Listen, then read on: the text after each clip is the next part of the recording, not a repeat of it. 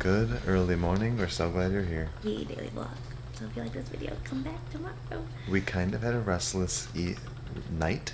Yes. Not getting too much sleep because of moving positions and everything, but we had a breakthrough at, 5 o'clock? She was only 5 centimeters dilated. We were kind of bummed because we didn't see too much progression there, but we saw good contraction changes. And then, 2 hours later, full of face, 8 to 9 centimeters dilated. So we are getting there. We're getting ready to go.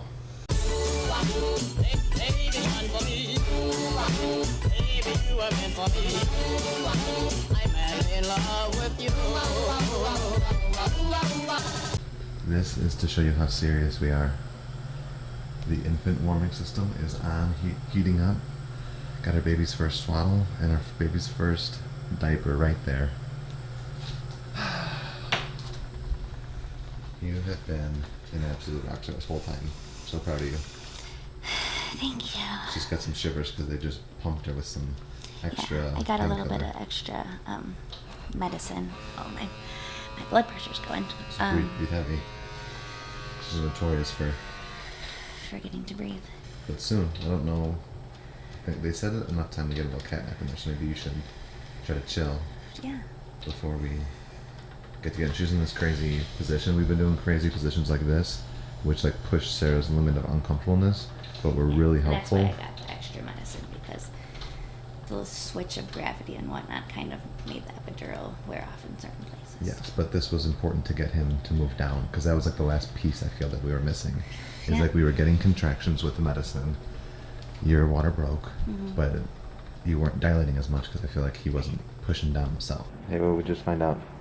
10 centimeters. 10 centimeters, complete, +1 position. Ready to push. About to meet our baby. And you're gonna do so great. We are doing the IUI this month. Woohoo! So if you haven't realized, and I think we said it once before, whenever we hear bad news, aka we find out Sarah's not pregnant, or we hear good news about like doing another step, we always go get food. I am just so extremely proud of him. Once he saw the runners last year and like felt that momentum, and it was right around the time where we scheduled my surgery and we were really getting everything in order, and he wanted to do everything he could do to make, you know, the possibility of us having children even possible. He's been so dedicated to it. And even when we are successful in whatever we end up having a baby in, whether it's IVF, IUIs, adoption, or whatever it is, like, our fertility journey isn't ending with just one baby. So at some point we're gonna start it all over again. Alrighty. Let's do it.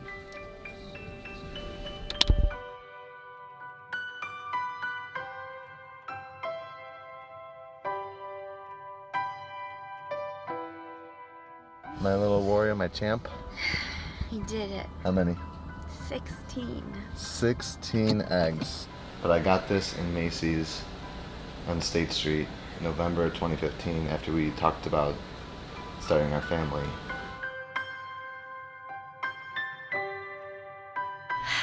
Not too long after the last clip, got the email that the test was negative.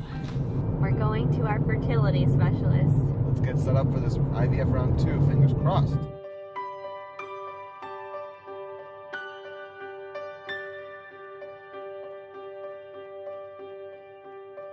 And this right here, get ready. We started getting it all set last time. Gotta say, Sarah's the best. She always is and always will be, but I am so proud of her because what we've gone through since the miscarriage in October, you know, is the hardest thing we've ever dealt with, and I presume one of the hardest things in the entire world. She's just been a beaming light of hope and inspiration and love, and I know she's ready for this transfer. I'm ready for this transfer. Eve's ready for this transfer, but the physical and emotional like level that Sarah's at is just awe-inspiring. Good news for you. Yeah? Yeah, your level 604. Holy moly. Oh my Really, really good.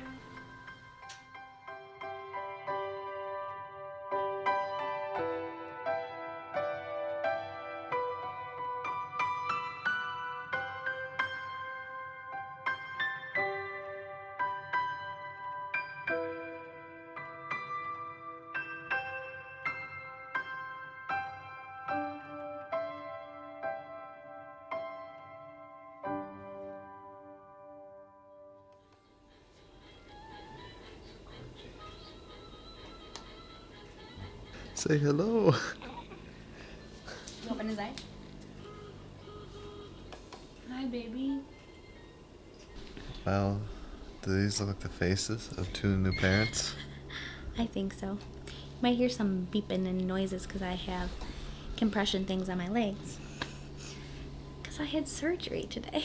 Sarah had major surgery. So, as you just saw earlier, I think the last clip we had before the day went crazy was us really excited that Sarah got to completely efface 10 centimeters Okay plus to 1 push. distance, okay to push. And that's when, at 7:30 in the morning, when Sarah started pushing, the day went sideways. Yes. So I ended up pushing for 3 hours. Non-stop. What had happened was James, you know how he had been breech the whole pregnancy basically. So he wasn't head down. And he wasn't head down. He flipped, and we were going to try to do, a different, like, not have to do a C-section and just deliver naturally. But he was still just, like, not perfectly in the birthing canal. Yeah, imagine like your head up and down is the right way, typical way for a baby to come out. His was turned, so like his Yeah. ears, rather It than his was ears just being like little this, they were sideways. like this. Yeah. So that doesn't work out to go through the canal. And then on top of that, his body, the rest of his body was turned Yeah. like a chair. And so we tried really hard. We really wouldn't have known that until I was far enough along. for the midwife to tell, like, felt his head not turn Yes. the right way. And so I was in a lot of pain because I had been on the epidural for a long time. Come to find out that it wasn't perfectly in its place. It had Placed. started leaking. And so I was in a lot of pain.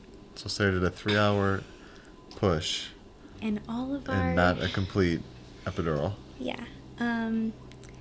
And so we made the call. They gave us the option to do one last round of medicine and really try to get... What pretty much To just said like finish? one last push, like 30 more minutes of push with like the whole medical staff trying to assist, and then they would like not allow Sarah to try to push again. Right. And then go to a C-section. And so we just made the call. We said, I'm in too much pain. We're going to a C-section. There was some miscommunication between our birthing team and anesthesiologists, which left me in a decent amount of pain while the OR got prepared for me. Like they took out her ill-performing epidural before, with too much time left to go to the OR. Because even though it wasn't perfect, it was still some relief. Yeah. So then she was just laying there in full-on Agony. contractions, 10 centimeters dilated, Just waiting. just waiting and just like excruciating pain. But like there was confusion of like what could the midwife and nursing staff give her to calm the nerves, but they couldn't do anything because she was technically in the hands of the anesthesiologist, and they couldn't give her anything because they were waiting to give her a spinal tap. Yeah, so because typically, like, if you're delivering with an epidural and then you end up having a C-section, they can just modify the medicine in your epidural to go to a C-section. But they had to take my epidural out, so then the next option then is to do a spinal tap. Well, then I go into the OR Without me. without Peter because he has to wait during that portion. Mind you sign away a lot of scary things. And the spinal tap did not work. No, they did it. They They put it in and everything. It wasn't pleasant. And I did not go numb from it. I went numb in my legs. And so they kept on poking and prodding me. Did not go numb. And so the only option then was to put me under general anesthesia. Mind you, Peter's not in the operating room. He's waiting, didn't hear anything. Finally, someone came out. Like I was told, okay, C-section straightforward. They're gonna spinal tap her. We don't want you to be in there and see because you could faint or something. We don't need 2 patients. So you're gonna wait outside this door for 10 minutes. It's gonna feel like eternity because you're gonna be nervous for your wife, but it's only gonna be 10 minutes. We'll give her a spinal tap. We'll come get you, bring you back, cut the baby out. 5 minutes later, you're holding your son. Everyone's Yeah. happy. And I sat so- outside that door for 40 minutes before somebody came out and said, Mr. Brookhart. I was like, yes. And they're like, oh, your wife may have to go under general anesthesia. We don't know yet, but we're still figuring out, but she might. And I was like, oh, okay, so can I come back? And they're like, no, if they end up going general anesthesia, you can't go back there. And then another 20 minutes later, somebody else comes back and brings me back to some recovery room. Oh yeah, your wife did have to go under general anesthesia. They put her under, and they got the baby out. I was like, okay. And then they were like, well, they were fixing up Sarah because there was extra bleeding and stuff from all the anesthesia she'd been on for the I've been past on a lot of medicine too. for the past 24 hours. And I was like, well, can I see my son? And they're like, well, your baby's with the NICU team to make sure everything's okay. Come wait in this recovery room for your son. I was like, but if something's wrong, they're going to take him up to the NICU. And I was like, well, then I want to go to the NICU if something's wrong. They're like, you can't do that. I'm like, so what am I doing? They're like, you're going to wait here for your son if he's okay.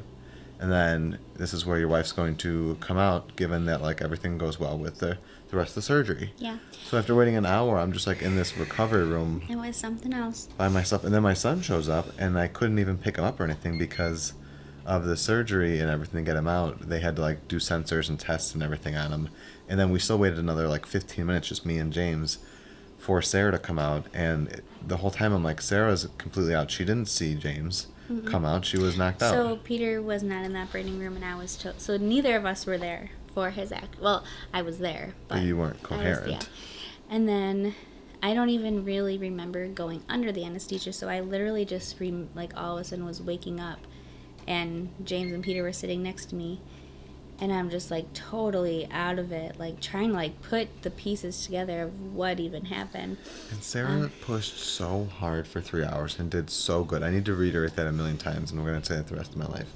Is that like, so we had every intention on vlogging, like James coming out and being placed on Sarah. We had a camera. The nurse said it's great, it's fine, it's okay. And I was going to turn it on during the last couple of pushes. Like to have his first cry and Yeah. stuff, and yes. And she just worked so hard and like for 3.5 hours. Like, plus the whole induction process. the 2 days of induction. Yeah. Every person we talked to was like, oh, you're the one who literally has experienced every bit of labor by doing 3 rounds of this, 2 rounds of this balloon, that, to get the induction. And then 3 hours of labor. Yeah. And so we don't regret No. making that choice. We're really happy that we tried and that we did our best, and we learned so much. Like, this has never been our territory. Infertility has. And so being here, like, we learned a ton. So I will have to recover from the C-section. So we're going to be in the hospital And a few we've more been days. in our we've been in our room with James all day, and he's like perfect. Like, I'm so happy that through all the trauma today, nothing was ever wrong with him. Yeah, never. He's never dropped heartbeat, and Right. like they were worried for him. yeah, no, he was perfect the whole time. And he's been perfect since. He's now, what, 12? He's 16 hours old. And he has gotten some It's 4 in the vaccines. morning. It's 4 in the morning. So we just really wanted to give that update, let you know what happened. We posted on social media later in the evening that he had arrived, but it's very clear as to why we did not post at all Right. today. And even for our family, like Or vlog today. we told our we literally close fell off the face of the earth. we told our friends and family at 7:30, hey, she just got called. She just got checked 10 centimeters, time to push. And we didn't text anybody until after she came out of surgery.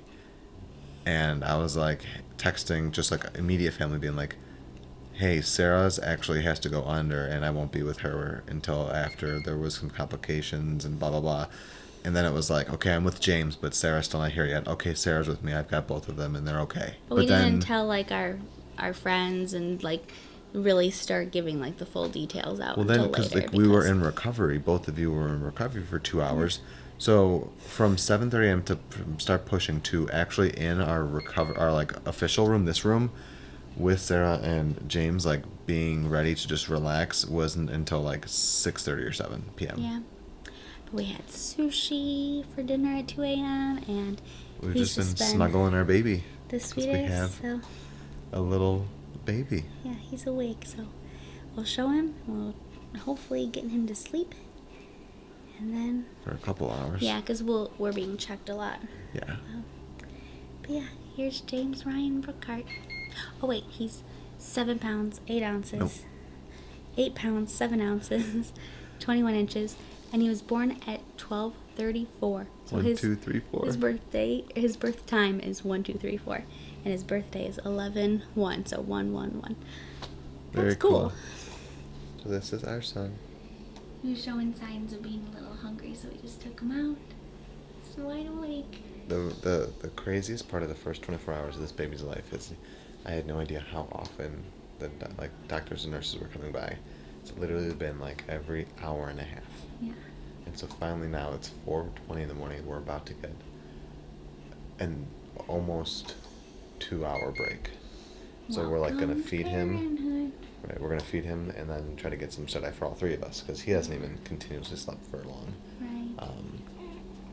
It's good to be home. It's good to be home. It's good to be home to my first vlog. Happy birthday, dear James. Happy birthday to you. Woo! He was just like, come here. You're nice. Oh gosh.